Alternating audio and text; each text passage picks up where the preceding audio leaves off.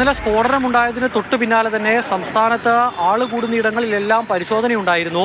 Bomb സ്ക്വാഡിൻ്റെയും അതോടൊപ്പം തന്നെ dog സ്ക്വാഡിൻ്റെയും എല്ലാം നേതൃത്വത്തിലാണ് പരിശോധനകൾ നടന്നു വന്നിരുന്നത്. ഇന്നിപ്പോൾ രാവിലെയും ആദ്യഘട്ട പരിശോധന പൂർത്തിയായി. റെയിൽവേ സ്റ്റേഷൻ, അതോടൊപ്പം തന്നെ ബസ് സ്റ്റാൻഡ്, പ്രധാനപ്പെട്ട മാർക്കറ്റുകൾ, ക്ഷേത്രങ്ങൾ തുടങ്ങി ആള് കൂടുന്ന ഇടങ്ങളിലെല്ലാം രാവിലെ ഒരു റൗണ്ട് പരിശോധന പൂർത്തിയായിട്ടുണ്ട്. ഇനി ഉച്ചയ്ക്ക് അടുത്ത പരിശോധന, ബോംബ് സ്ക്വാഡും ഡോഗ് സ്ക്വാഡും ഇറങ്ങിയുള്ള പരിശോധന ഉച്ചയ്ക്ക് നടക്കുമെന്നുള്ളതാണ് മനസ്സിലാക്കുന്നത്.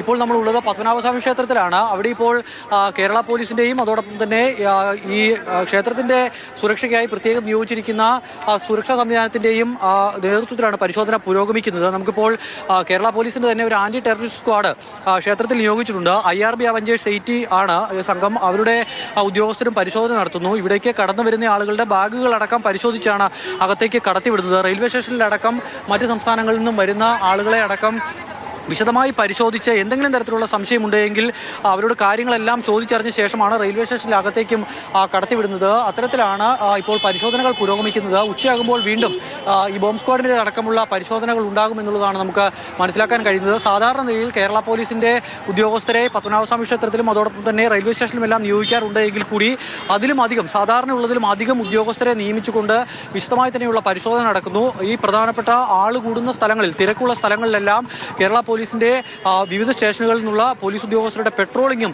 സജീവമായി തന്നെ നടക്കുന്നുണ്ട്. നമുക്കിപ്പോൾ കാണാൻ കഴിയുന്നു വരുന്ന ആളുകളെ എല്ലാവരെയും തന്നെ, ഒരാളെയും ഒഴിവാക്കാതെ എല്ലാവരുടെയും ബാഗുകളും മറ്റും പരിശോധിച്ചാണ് അകത്തേക്ക് കടത്തിവിടുന്നത്. ബാഗ് പരിശോധനയ്ക്ക് തയ്യാറാകാത്ത ആളുകളെ മാറ്റി നിർത്തി പ്രത്യേകം പരിശോധിച്ച ശേഷം അകത്തേക്ക് കടത്തിവിടുന്നതാണ് നമുക്കിപ്പോൾ കാണാൻ കഴിയുന്നത്. എന്തായാലും അതീവ ജാഗ്രതയിലാണ് സംസ്ഥാനമുള്ളത്. അതിന്റെ ഭാഗമായുള്ള പരിശോധന എല്ലായിടങ്ങളിലും നടക്കുന്നുണ്ട്. അതെ, എല്ലായിടങ്ങളിലും വ്യാപകമായി തന്നെ പരിശോധന നടന്നുകൊണ്ടിരിക്കുകയാണ്.